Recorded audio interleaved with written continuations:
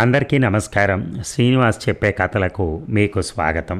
ఇప్పుడు మనం వినబోయే సీరియల్ చచ్చి బ్రతికిన మనిషి రెండవ భాగం. రచన కొమ్మూరి సాంబశివరావు గారు. రాజు యుగంధర్ ఛాతీ మీద చేయి పెట్టి గుండె కొట్టుకోవడం తెలుస్తుందేమో చూశాడు. తెలియలేదు. తల వంచి యుగంధర్ గుండె మీద చెవి పెట్టాడు. లప్టప్ లప్టప్ అంటోంది గుండె. తన చెవులని తనే నమ్మలేకపోయాడు. సంతోషం పట్టలేకపోయాడు. యుగంధర్ బతికే ఉన్నాడని బిగ్గరగా అరవాలనిపించింది. ఇక ఆలస్యం చేయకూడదు. రాజు యుగంధర్ భుజం పట్టుకుని జాగ్రత్తగా నెమ్మదిగా కిందకి లాగాడు. నేల మీద పడుకోబెట్టి కోటు విప్పి మడిచి యుగంధర్ తల కింద ఎత్తుగా పెట్టాడు. డాక్టర్ కావాలి, వెంటనే డాక్టర్ని పిలుచుకుని రావాలి. ఎలా? దగ్గరలో టెలిఫోన్ ఎక్కడుంది? తను యుగంధర్ని ఒంటిగా వదిలి ఎలా వెళ్ళటం?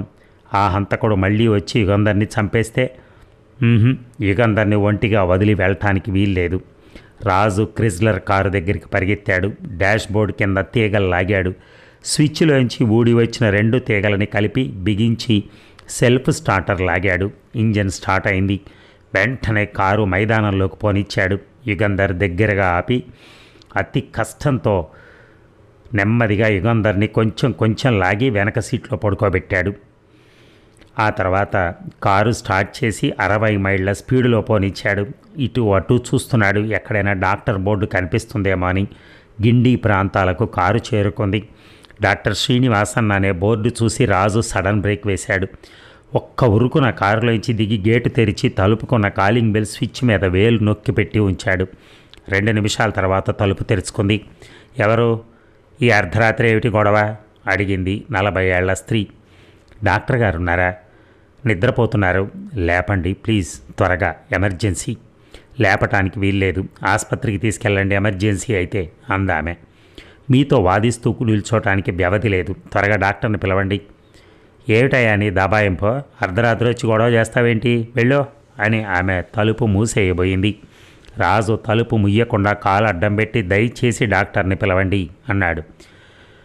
ఏమిటి దౌర్జన్యం? పోలీసులకు ఫోన్ చేస్తాను అందామె. దట్ ఈజ్ గుడ్, నేను పోలీసులకు ఫోన్ చేయాలి. మీ ఇంట్లో టెలిఫోన్ ఉందన్నమాట. త్వరగా డాక్టర్ని పిలవండి, ఇది హత్య కేసు అన్నాడు రాజు. హత్య కేసా? అయితే అసలు వీల్లేదు, ఆసుపత్రికి వెళ్ళండి అందామె తలుపు మూయటానికి ప్రయత్నిస్తూ. రాజు ఇక తాత్సారం చేయదలుచుకోలేదు. డాక్టర్ గారు నిద్రపోతున్నారని ఆమె చెప్పినప్పుడు తల పక్కకి తిప్పింది. దాన్ని బట్టి ఆమె భర్త ఉన్న గది రాజు గ్రహించి ఆ గది దగ్గరికి పరిగెత్తుకెళ్ళి తలుపు దబదబా బాదాడు. ఏమండోయ్, ఎవడో రౌడీ ఆయన కేక వేసింది ఆమె. ఏమిటి గొడవ అంటూ గది తలుపు తెరుచుకుని 50 ఏళ్ల మనిషి బయటకు వచ్చాడు. మీరేనా డాక్టర్? అవును. ఏమిటి? Emergency case. ఎమర్జెన్సీ అయితే మాత్రం అర్ధరాత్రి ఇంట్లోకి వచ్చి గొడవ ఏంటి? డాక్టర్ ప్లీజ్, మీకు ఎంత డబ్బు కావాల్సిన ఇస్తాను, త్వరగా, పేషెంట్ కారులో ఉన్నాడు, రండి అని డాక్టర్ చేయి పట్టుకుని లాగాడు రాజు. ఏమిటి రౌడీ చేష్టలు? ఎవరు నువ్వు? ఏమిటి ఎమర్జెన్సీ? ఎమర్జెన్సీ అయితే ఆసుపత్రికి తీసుకెళ్లకుండా ఇక్కడికి ఎందుకు తీసుకొచ్చావు? మీ ప్రశ్నలకి సమాధానాలు తర్వాత చెప్తాను నేను, త్వరగా రండి. నాన్సెన్స్, ముందు చెప్పు. రాజుకి సహనం పోయింది. జేబులోంచి పిస్తోల్ తీశాడు. డాక్టర్ త్వరగా, లేదా కాల్ చేస్తాను అన్నాడు. డాక్టర్ రాజుని పిస్తోళ్ళు చూసి బెదిరిపోయి, అదేంటి, ఎవరు నువ్వు అడిగాడు. మీరు వెంటనే వచ్చి రోగిని పరీక్ష చేసి చికిత్స చేయకుండా ఇంకొక మాట మాట్లాడారా, కాల్ చేస్తాను అన్నాడు రాజు కోపంగా. ఆల్ రైట్, ఆ పిస్తోల్ దింపు, పొరపాటున ఏమైనా జరగచ్చు అని భార్యను చూసి నా బ్యాగ్ తీసుకునిరా అన్నాడు. రాజు డాక్టర్ని వెంటబెట్టుకుని కారు దగ్గరికి వెళ్ళాడు. కారులో లైట్ వెలిగించగానే డాక్టర్ వెనక సీట్లో పడుకున్న యుగంధర్ని చూసి, వాట్ ఈజ్ దిస్, రైలు కింద పడ్డాడా ఈ మనిషి అడిగాడు. పిస్తోల్తో కాల్చబడ్డాడు. ఇక్కడ ఈ కారులో ఏం చేస్తాను? లోపలికి తీసుకురావాలి. తీసుకెళ్దాం, సాయం చేయండి. డాక్టర్ రాజును ఎగాదిగా చూసి భుజాలు చరిచి యుగంధర్ 2 కాళ్ళని పట్టుకున్నాడు. రాజు యుగంధర్ భుజాలు పట్టుకున్నాడు. లోపలికి తీసుకెళ్లారు. డాక్టర్ భార్య రాజును ఉరిమి చూస్తోంది. క్లినిక్లోకి తీసుకెళ్లి బల్ల మీద పడుకోబెట్టారు యుగంధర్ని. డాక్టర్ యాంటీసెప్టిక్ సొల్యూషన్తో యుగంధర్ మొహం మీద రక్తం దుడిచాడు. ఎస్, కణత దగ్గర ఎముక చిట్లి లోపల గుచ్చుకుంది, గుండు లోపలికి వెళ్ళలేదు అని క్షణమాగి వెంటనే ఆపరేట్ చేయాలి, ఆలస్యం చేయకూడదు అన్నాడు డాక్టర్. మీరు ఈ ఆపరేషన్ చేయగలరా అడిగాడు రాజు. చేయలేను, ఎక్స్పర్ట్ సర్జన్, అందులోని న్యూరో సర్జన్ చేయవలసిన ఆపరేషన్ ఇది. Thank you doctor. Me telephone ఎక్కడుందో చెప్తే నేను అంబులెన్స్కి ఏర్పాటు చేసి ఈయన్ని జనరల్ ఆసుపత్రికి తీసుకెళ్తాను అదిగో అక్కడుంది టెలిఫోన్. రాజు టెలిఫోన్ తీసి పోలీస్ కమిషనర్ నెంబర్ తిప్పాడు. క్లుప్తంగా జరిగింది చెప్పి వెంటనే అంబులెన్స్ పంపించి ఏర్పాటు చేయాలి, అంతేకాదు న్యూరో సర్జన్ని ఎమర్జెన్సీ ఆపరేషన్ చేయడానికి ఆసుపత్రికి పంపించాలి అని టెలిఫోన్ పెట్టేశాడు. రాజు టెలిఫోన్ పెట్టాడో లేదో కీచుమంటూ శబ్దం చేస్తూ ఇంటి బయట కారు ఆగింది. రాజు డాక్టర్ కిటికీలోంచి చూశారు. 6 పోలీస్ కానిస్టేబుల్స్ ఒక సార్జెంట్ జీబులోంచి పరిగెత్తుకుంటూ వచ్చారు తలుపు దగ్గరికి. డాక్టర్ శ్రీనివాసన్ కేకేశాడు సార్జెంట్. అన్నాడు డాక్టర్. మీ ఇంట్లో ఎవరో రౌడీ ప్రవేశించి పిస్తోలుతో బెదిరిస్తున్నాడని మీ భార్య టెలిఫోన్ చేశారు. ఏడి ఆ రౌడీ అడిగాడు సార్జెంట్. డాక్టర్ భార్య ముందుకొచ్చి అవును నేనే ఫోన్ చేశాను, ఇదిగో ఇతనే అంటూ రాజును చూపించింది. అవునవును పిస్తోల్తో బెదిరించాడు డాక్టర్ అంటున్నాడు. నా పేరు రాజు, నేను డిటెక్టివ్ యుగంధర్ అసిస్టెంట్ని.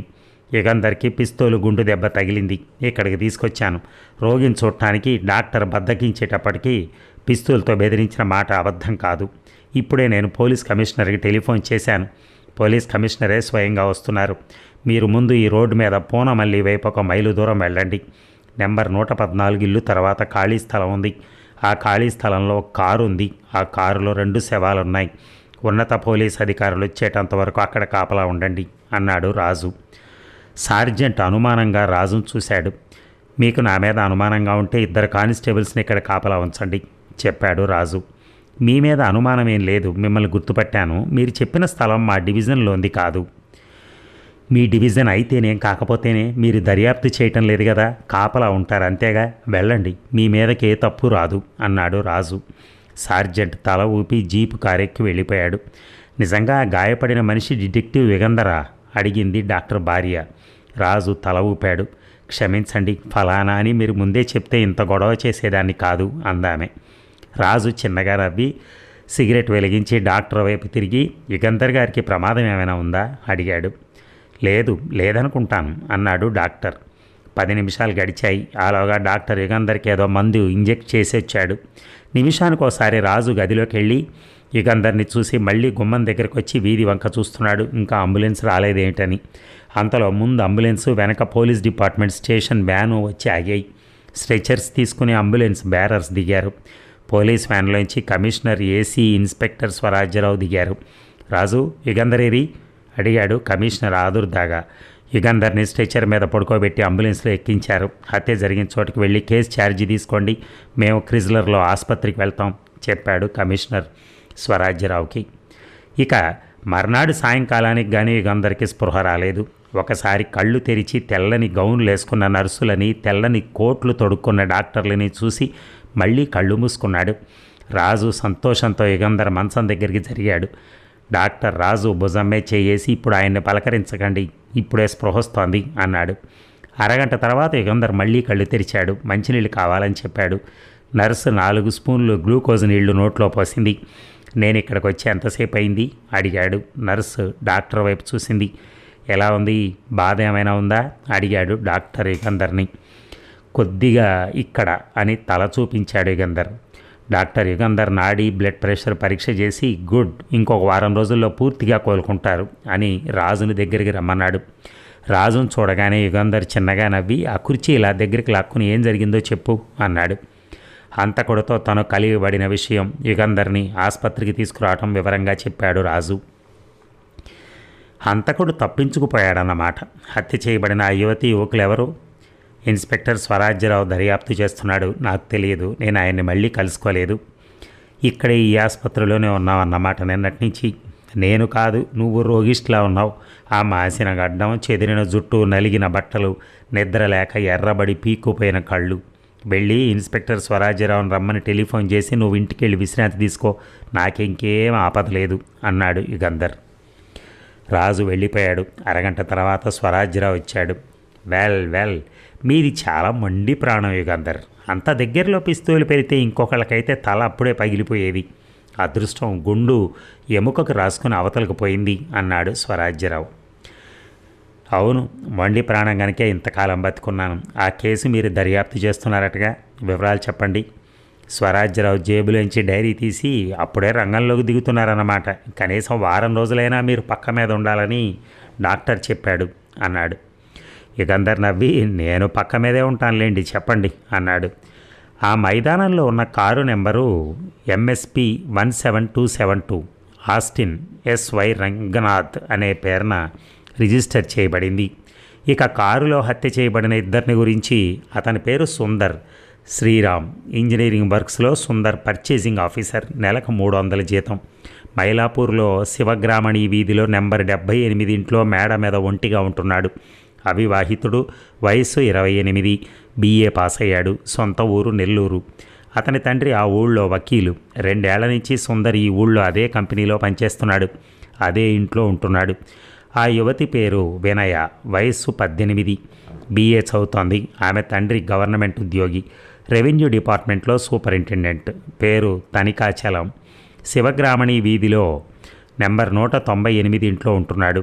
అంటే సుందర్ ఉన్న ఇంటికి ఎదురు ఇల్లు కనుక సుందర్కి వినయ్కి స్నేహం ఉంటుంది. ఇద్దరు రహస్యంగా కలుసుకునేవాళ్ళు. సుందర్ గదిలో పెట్టెలో వినయ్ రాసిన ఉత్తరాలు చాలా దొరికాయి. వాళ్ళిద్దరూ చాలా గాఢంగా ప్రేమించుకున్నారని, వివాహం చేసుకోవాలని అనుకున్నారని వినయ తండ్రి తనికాచలం ఒప్పుకోనందువల్ల ఎవరికీ తెలియకుండా రహస్యంగా కలుసుకుంటున్నారని తెలిసింది.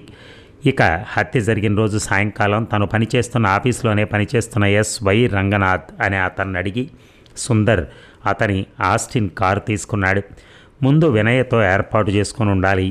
వినయ సుందర్ని మౌంట్ రోడ్లో కలుసుకుంది. అతనితో కారెక్కింది. సాయంకాలం 6 గంటలకు వాళ్ళిద్దరూ ఆస్టిన్ కారులో వెళ్ళటం చూసిన ఒకరిద్దరు గుర్తుపట్టి చెప్పారు. ఆ తర్వాత కారును ఎవరూ చూసినట్టు లేరు. ప్రేమ కలాపం సాగించేందుకు ఆ మైదానంలోకి వెళ్ళి కారు ఆపి ఉండాలి సుందర్. అక్కడే వాళ్ళిద్దరూ హత్య చేయబడ్డారు. పోస్ట్ మార్టంను బట్టి ఆ రాత్రి 9-10 గంటల మధ్య ఇద్దరూ ప్రాణాలు విడిచి ఉండాలని తేలింది. మీరు అక్కడికి 10:30కు వెళ్ళుంటారని రాజు చెప్పాడు. వాళ్ళిద్దరినీ హత్య చేసి హంతకుడు మీకు టెలిఫోన్ చేసి ఉండాలి, లేదా మీకు టెలిఫోన్ చేసి హంతకుడు అక్కడికి వెళ్ళి వాళ్ళిద్దరినీ హత్య చేసి ఉండాలి అన్నాడు స్వరాజ్యరావు. యుగంధర్ 2 నిమిషాలు మౌనంగా ఉండి, హత్యకు కారణం తెలిసిందా అడిగాడు. తెలియలేదు. వినయ తండ్రిని గురించి దర్యాప్తు చేశాను. తన మాట ధిక్కరించి ఆమె సుందర్ని కలుసుకుంటున్నందుకు ఆమె తండ్రికి ఆ ఇద్దరి మీద కోపం కలిగి ఉండొచ్చు. ఎంత కోపం వచ్చినా కన్న కూతుర్ని హత్య చేయటం అసహజం. అయినా దర్యాప్తు చేశాను. వినయ తండ్రి తనికాచలం నిన్న సాయంకాలం 5 గంటలకు ఆఫీస్ నుంచి బయలుదేరి 5:30కి ఇంటికి వెళ్ళాడు. 6 గంటలకు ఇంటి నుంచి బయలుదేరి 6:15 క్లబ్కి వెళ్ళాడు. రాత్రి 10 గంటలకు క్లబ్ నుంచి ఇంటికి వెళ్ళాడు. క్లబ్లో అతనితో పేకాడిన 9 మంది సాక్ష్యం ఉన్నారు. కనుక ఈ హత్యలకి వినయ తండ్రికి ఏమీ సంబంధం లేదు అని స్వరాజ్యరావు యుగంధర్ని పరీక్షగా చూసి, మీరు అలసిపోయారేమో, తర్వాత మాట్లాడుకుందాం అన్నాడు. లేదు, ఆలోచిస్తున్నాను. ఇంకా మీ దర్యాప్తు వివరాలు చెప్పండి. హంతకుడికి వినయ మీద సుందర్ మీద ద్వేషం ఉండి ఉండాలి. అంటే ప్రేమ కారణం అయి ఉండాలి. వినయను ప్రేమించి వంచింపబడ్డ యువకుడో, సుందర్ని ప్రేమించి వంచింపబడ్డ యువతో అయి ఉండాలి. సుందర్ని ప్రేమించిన స్త్రీకి ఆప్తమిత్రుడో ఆప్త బంధువో కూడా అయి ఉండొచ్చు. ఈ విధంగా ఆలోచించి దర్యాప్తు సాగించాను. ఏం తేలింది? వినయకి ఇంతకుముందు ప్రియులెవరూ లేరని, ఆమె మొదటి ప్రేమ కలాపం ఇదేనని తేలింది. మద్రాసు వచ్చిన తర్వాత సుందర్కి వినయ్తో నేనా స్నేహం అని యుగంధర్ నవ్వి, ఇన్స్పెక్టర్ అసలు సూచన వదిలేశారు. హంతకుడికి సుందర్ వినయ మీదే కాక నా మీద కూడా కసి ఉండి ఉండాలి. నన్ను హత్య చేయడానికి పూనుకున్నాడు గనక నాకు హత్య చేయబడ్డ యువతి యువకులకు ఏదో సంబంధం ఉండాలి కదా అన్నాడు. అవును, ఆ విషయమో ఆలోచించాను. కానీ అటువంటి సంబంధం ఏమీ కనిపించలేదు. వాళ్ళిద్దరూ మీ క్లయింట్లు గారు. అయినా ఏదో సంబంధం ఉండి ఉంటుంది, విచారించాలి అని యుగంధర్ కళ్ళు మూసుకున్నాడు. ఇన్స్పెక్టర్ని ఇక వెళ్ళమని డాక్టర్ సంజ్ఞ చేశాడు. చప్పుడు చేయకుండా స్వరాజ్యరావు అక్కడి నుంచి వెళ్ళిపోయాడు. ఇక తప్పించుకుపోయావు, అయినా చావు తప్పదు. 2 రోజుల తర్వాత యుగంధర్కి పోస్టులో ఉత్తరం వచ్చింది. రాజు చదివి ఆ ఉత్తరం ఆసుపత్రికి తీసుకెళ్ళాడు. గుడ్ అన్నాడు యుగంధర్. ఎందుకు గుడ్ అడిగాడు రాజు. ఇంకా నన్ను హత్య చేయాలనే ఆలోచన మానుకోలేదు. అందువల్ల అతన్ని పట్టుకునేందుకు మనకి ఇంకా అవకాశం ఉంది. మీరు ఇంకా 10 రోజుల వరకు పక్క మీద నుంచి కదలకూడదు, రాజు నవ్వుతూ చెప్పాడు. అవును, నా గది బయట ఇన్స్పెక్టర్ స్వరాజ్యరావు మఫ్టీలో ఉన్న 2 కానిస్టేబుల్స్ని కాపలా పెట్టాడని తెలుసు. ఎలా తెలుసు? మీరు పక్క మీద నుంచి లేచారా? ఇన్స్పెక్టర్ స్వరాజ్యరావు నన్ను చూడటానికి వచ్చినప్పుడల్లా గది బయట 2 పోలీసు ఉద్యోగులు చటక్కున లేచి నిల్చుంటారు. అప్పుడు వాళ్ళ బూట్స్ చప్పుడవుతాయి. దాన్ని బట్టి గ్రహించాను. Thank God. తల మీద దెబ్బ తగలటం వల్ల మీ మెదడుకి ఏమైనా జరుగుతుందేమో అని భయపడ్డాను. ఇప్పుడు దర్యాప్తు ఎలా మొదలెట్టమంటారు మరి? హత్య చేయబడ్డ సుందర్ వినయలకి మనకి ఏదో సంబంధం ఉందనుకుంటాను. ఆ విషయం ఆరాతి స్వరాజ్యరావు దర్యాప్తు చేసి లేదన్నారు. ఏదో సంబంధం ఉండుంటుంది, లేకపోతే ఆ ఇద్దరిని నన్ను హత్య చేయడానికి ఎందుకు పూనుకుంటాడు? వాళ్ళిద్దరి మీద ఏ కారణం వలనో ద్వేషం ఉండుంటుంది. ముగ్గురిని ఒకేసారి హత్య చేస్తే పని సులభంగా అవుతుందనుకున్నాడేమో. యుగంధర్ తల విదిలించి, రాజు, ఒక మనిషి ఇంకో మనిషిని చంపాలంటే ఎంతో ప్రోద్బలం, ఎంతో ద్వేషము, లేదా ఏదో పెద్ద లాభము ఉండాలి. వినయ విషయం మనకంతా తెలుసు, సుందర్ విషయమే పూర్తిగా తెలియదు. కనుక నువ్వు సుందర్ గురించి దర్యాప్తు చెయ్యి అన్నాడు యుగంధర్. ఇక ప్యారిస్ కార్నర్లో ఉన్న 3 అంతస్తుల మేడ గోడకు తగిలించి ఉన్న బోర్డు మీద శ్రీరామ్ ఇంజనీరింగ్ వర్క్స్ పేరు కనిపించింది. రాజు లోపలికి వెళ్ళి రిసెప్షన్ గుమస్తాకి తన విజిటింగ్ కార్డు ఇచ్చి జనరల్ మేనేజర్ని కలుసుకోవాలి అన్నాడు. 15 నిమిషాల తర్వాత రాజును లోపలికి వెళ్ళమని చెప్పింది ఆమె. ఎయిర్ కండిషన్ గది మధ్య పెద్ద బల్ల, దాని వెనక కుర్చీలో కూర్చునున్న ఒక 50 ఏళ్ల మనిషి. కూర్చోండి అన్నాడు రాజును చూసి. మిమ్మల్ని బిజీ టైంలో డిస్టర్బ్ చేస్తున్నందుకు క్షమించండి, నేను డిటెక్టివ్ యుగంధర్ అసిస్టెంట్ రాజుని. అలాగా, విజిటింగ్ కార్డులో ఆ విషయం లేదే? రాజు నవ్వి, డిటెక్టివ్ అనగానే కొంతమందికి చూడటానికి వీల్లేదని అంటారు, అందుకని డిటెక్టివ్నని విజిటింగ్ కార్డు మీద లేదు. మరి మీరు వచ్చిన పని? మీ కంపెనీలో పర్చేసింగ్ ఆఫీసర్గా పనిచేసిన సుందర్ అనే అతను హత్య చేయబడ్డాడు. తెలుసు. అతన్ని గురించి కొన్ని విషయాలు తెలుసుకుందామని వచ్చాను. పోలీసులు ఇప్పటికీ 4 సార్లు వచ్చారు. మా ఆఫీసులో అందరినీ రకరకాల ప్రశ్నలు అడిగిళ్ళారు. ఇంకా మీరేం తెలుసుకోవాలి? సుందర్ మీ కంపెనీలో చేరి ఎన్నాళ్ళయింది? 2 ఏళ్ళు. అతనికి ఈ ఉద్యోగం ఎలా దొరికింది?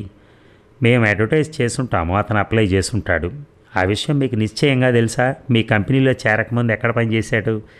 జనరల్ మేనేజర్ విసుగ్గా రాజును చూసి, సారీ, నేను 2 ఏళ్ల క్రితం వర్క్స్ మేనేజర్గా గిండి వర్క్షాప్లో ఉండేవాడిని. మీరు అడిగే ప్రశ్నలకి జవాబులు నేను చెప్పలేను. అతని గురించిన ఫైల్ తెప్పిస్తాను అని బెల్ నొక్కాడు. సెక్రటరీ లోపలికి వచ్చింది. మీనా, సుందర్ గురించిన ఫైలు పర్సనల్ రికార్డులో ఉంటుంది, తీసుకునిరా అన్నాడు. ఎస్ సార్ అని ఆమె వెళ్ళిపోయి 10 నిమిషాల తర్వాత ఫైల్ తీసుకొచ్చింది. జనరల్ మేనేజర్ కాగితాలు తిరగేసి, ఎస్, ఇదే మిస్టర్ రాజు, సుందర్ని గురించిన వివరాలు ఈ ఫైల్లో ఉన్నాయి. మీరు నా సెక్రటరీ గదిలో కూర్చుని తీరిగ్గా చదివి ఫైల్ ఆమెకి ఇవ్వండి అన్నాడు. థ్యాంక్ యూ అని రాజు లేచి మీనా వెనకే వెళ్ళాడు. జనరల్ మేనేజర్ గదికి పక్కన ఉన్న చిన్న గదిలోకి తీసుకెళ్ళింది మీనా రాజుని. ఇక్కడ కూర్చోండి అని ఫ్యాన్ స్విచ్ తిప్పి, మీకు ఆ ఫైల్తో పని అయిపోయిన తర్వాత నాకు ఇచ్చేయండి అంది. రాజు ఫైల్ చూశాడు. మొదట సుందర్ అప్లికేషన్ ఉంది. తను BA పాస్ అయ్యానని, 23 ఏళ్ళని, కోయంబత్తూరులో ఒక టీ కంపెనీలో ఆఫీస్ అసిస్టెంట్గా ఏడాది పనిచేశానని, తనకు ఉద్యోగం ఇప్పించవలసిందని రాశాడు. ఆ ఉత్తరం కింద పర్చేసింగ్ ఆఫీసర్గా అపాయింట్ చేయమని ఎర్రసిరాతో రాసింది. బహుశా జనరల్ మేనేజర్ రాసి ఉండాలనుకున్నాడు రాజు. తర్వాత Sundar BA certificate, coffee tea company manager ఇచ్చిన టెస్టిమోనియల్ ఉన్నాయి. తర్వాత జనరల్ మేనేజర్కి శివసుబ్రహ్మణ్యం ఆయన రాసిన ఉత్తరం ఉంది. ఈ ఉత్తరం తీసుకుని మీ దగ్గరకు వచ్చే యువకుడికి మీ కంపెనీలో ఏదో ఒక ఉద్యోగం ఇవ్వమని ప్రార్థిస్తున్నాను. మిత్రుడు శివసుబ్రహ్మణ్యం. శివసుబ్రహ్మణ్యం చిరునామా రాజు డైరీలో రాసుకున్నాడు. టీ కంపెనీ అడ్రస్ కూడా రాసుకుని ఫైలు మీనా బెల్ల మీద పెట్టి, థ్యాంక్ యూ, నేను మీ జనరల్ మేనేజర్ని మళ్ళీ కలుసుకోవాల్సిన అవసరం లేదు, వస్తాను అన్నాడు. సుందరాన్ని ఎవరు హత్య చేసింది తెలిసిందా అడిగింది ఆమె. ఇంకా లేదు, తెలుస్తుంది. మీకు సుందర్తో బాగా పరిచయం ఉందా అడిగాడు రాజు. అంటే చిన్నగా నవ్వి, ఒకే ఆఫీసులో పనిచేస్తున్నాగా, ఎందుకు ఉండదు అంది. మనిషి ఎలాంటివాడు? చెడ్డవాడు. రాజు ఆశ్చర్యంతో ఆమెను చూశాడు. సామాన్యంగా చనిపోయిన వాళ్ళ గురించి ఎవరు చెడ్డగా మాట్లాడరు. చెడ్డవాడు అంటే ఎటువంటి చెడ్డతనం అడిగాడు. ఆమె జవాబు చెప్పేలోగా బెల్ మోగింది. మేనేజర్ పిలుస్తున్నారు అని ఆమె వెళ్ళిపోయింది. రాజు అరగంట కూర్చున్నాడు. ఆమె తిరిగి రాలేదు. ఆమెను తర్వాత కలుసుకోవచ్చని రాజు అక్కడి నుంచి బయలుదేరాడు. ఇక సాయంకాలం 5 గంటలకి రాజు ప్యారిస్ కార్నర్లో కారు ఆపాడు. శ్రీరామ్ ఇంజనీరింగ్ వర్క్స్లోంచి ఉద్యోగులు ఒక్కొక్కరే బయటకు వస్తున్నారు. మీనా రావటం చూసి రాజు కారు దిగాడు. హలో హలో మీరా? ఇందాక మన సంభాషణ చటుక్కున ఆగిపోయింది. అవును. మీకు అభ్యంతరం లేకపోతే కారు ఎక్కండి, అలా బీచ్ రెస్టారెంట్కి వెళ్ళి కాఫీ తాగుదాం. మీనా సందేహించింది. ప్లీజ్, పోలీసు వాళ్ళు వచ్చి మిమ్మల్ని ప్రశ్నించడం కన్నా ఇదే మంచిది అన్నాడు రాజు. పోలీసులు ఎందుకు వస్తారు? రాజు నవ్వి, సుందర్ని గురించి అడిగేందుకు. రండి అని కారు తలుపు తెరిచాడు. హైకోర్టు పక్క నుంచి ఫోర్ట్ స్టేషన్ ముందు నుంచి బీచ్ రోడ్డుకి వెళ్ళేంతవరకు రాజు ఆమెను ఏమీ అడగలేదు. ఏమిటి మీరు అడగదలిచిన ప్రశ్నలు అందామె. సుందర్ చెడ్డవాడు అని చెప్పారు కదా, ఎటువంటి చెడ్డవాడు అని అడిగాను. మీరు జవాబు చెప్పేలాగా మీ బాస్ పిలిచాడు. ఆమె తల ఊపింది. సుందర్ చెడ్డవాడని మీకు ఎలా తెలుసు అడిగాడు రాజు. ఆమె ఇబ్బందిగా రాజును చూసి ఇప్పుడు ఎందుకు అదంతా అంది. సుందరి చెడ్డవాడే అయి ఉండొచ్చు, అయినా అతన్ని హత్య చేయడానికి ఎవరికీ హక్కు లేదు. అతన్ని హత్య చేసింది ఎవరో తెలుసుకోవాలంటే అతని గురించి తెలుసుకోవాలి. కేసు విచారణలో అవసరమైతే తప్ప మీరు చెప్పే విషయాలు ఎవరికీ చెప్పను, మాటిస్తున్నాను. ఆల్ రైట్, కారు పక్కగా ఆపండి, చెప్తాను అందామె. రాజు పేవ్మెంట్ పక్కగా కారు ఆపి సిగరెట్ వెలిగించాడు. సుందర్ నేను దాదాపు 1 సంవత్సరంగా మాట్లాడుకోవటం లేదు అందామె. ఒకరితో ఒకరు మాట్లాడుకోకుండా ఆఫీసులో పని సాగుతుందా? నేను జనరల్ మేనేజర్ సెక్రటరీని, నాకు అతనితో పనే ఉండేది కాదు. ఎప్పుడైనా సుందర్ని పిలవమని బాస్ చెప్తే ఆఫీస్ బాయ్ చేత కబురు పంపేదాన్ని. అంటే మాటలు లేనంత తగాదా వచ్చిందా? తగాదా కాదు, అతని వైఖరి. అతని మీనా ఏడవటం ప్రారంభించింది. ఆమె ఎందుకు ఏడుస్తుందో రాజుకు తెలియలేదు. ఆమెకు జరిగిన అవమానం తలుచుకున్నా, సుందర్ని తలుచుకున్నా. 5 నిమిషాల తర్వాత ఆమె కళ్ళు తుడుచుకుని ఐఎమ్ సారీ అని. సుందర్ చాలా అందంగా ఉంటాడు, కులాసాగా మాట్లాడగలడు, నవ్వించగలడు. అతను మా ఆఫీసులో చేరిన వారం రోజులకే అతనికి నాకు స్నేహం అయింది. సాయంకాలం ఆఫీస్ నుంచి బయలుదేరిన తర్వాత ఇద్దరం అలా బీచ్కి వెళ్ళి కాసేపు కబుర్లు చెప్పుకుని ఇళ్లకు వెళ్ళేవాళ్ళం. ఎంతో మర్యాదగా గౌరవంగా ప్రవర్తించేవాడు. పొరపాటునన్నా లేకి చూపులు కూడా చూసేవాడు కాదు. నెల రోజుల తర్వాత మా ఇంటికి తీసుకెళ్ళి మా నాన్నగారికి పరిచయం చేశాను. నాన్నగారికి కూడా అతనంటే మంచి అభిప్రాయం కలిగింది. నెల రోజుల లోపల అతనంటే పిచ్చి ప్రేమలో పడ్డాను. అతనంటే నాకు పిచ్చి ప్రేమ అని అతనికి తెలిసింది. శని ఆదివారాలు పిక్నిక్కి వెళ్ళేవాళ్ళం. అతను ఒకసారి జ్వరం వస్తే మా ఇంటికి తీసుకెళ్లి డాక్టర్ని పిలిపించి 4 రోజులు ఆఫీస్కి సెలవు పెట్టి ఉపచర్యలు చేశాను. అలా ఒక 6 నెలలు గడిచిపోయాయి. ఆ 6 నెలల్లో అతను ఏనాడు అసభ్యంగా ప్రవర్తించలేదు, నన్ను చులకనగా కూడా చూడలేదు. కానీ మా నాన్నగారి ఆస్తి గురించి, ఆ ఆస్తి ఎవరికి దక్కుతుందని ఒకసారి అడిగాడు. మైలాపూర్లో ఒక ఇల్లుంది మాకు. మా నాన్న 20,000కి ఇన్సూర్ చేశారు. నాకో తమ్ముడున్నాడు, ఇంట్లో సగభాగం నాకొస్తుంది, ఇన్సూరెన్స్ డబ్బు తమ్ముడికి వస్తుంది అని చెప్పాను. అతను అలాగా అని ఊరుకున్నాడు. ఆ మర్నాడు సాయంకాలం తన ఇంటికి రమ్మన్నాడు. ఆఫీస్ నుంచి బయలుదేరగానే ఆడదాన్ని ఒంటరిగా ఇంకో మగాడింటికి, అవివాహితుడింటికి వెళ్ళటం తప్పని నాకు తెలుసు. అయినా అతని మీద నాకున్న ప్రేమ, గౌరవం, అతని నడవడిలో నాకు కల నమ్మకం వల్ల సరేనన్నాను. మేడ మీద 2 గదులున్నాయి. ఒక చిన్న నీళ్ల గది, ఒక గదిలో కుర్చీలు, బల్లలు, తివాసి, రెండో గదిలో మంచం, పుస్తకాల అల్మారా, చిన్న బైరువా. చాలా శుభ్రంగా అందంగా పెట్టుకున్నాడు ఇల్లు. 10 నిమిషాలు హాల్లో కూర్చున్నాం. తర్వాత లోపల గదిలోకి వెళ్దామన్నాడు. ఓ పక్కన భయం ఉన్నా ఇంకో పక్కన ఆశ, ఆతృత నన్ను ముందుకు తోసాయి.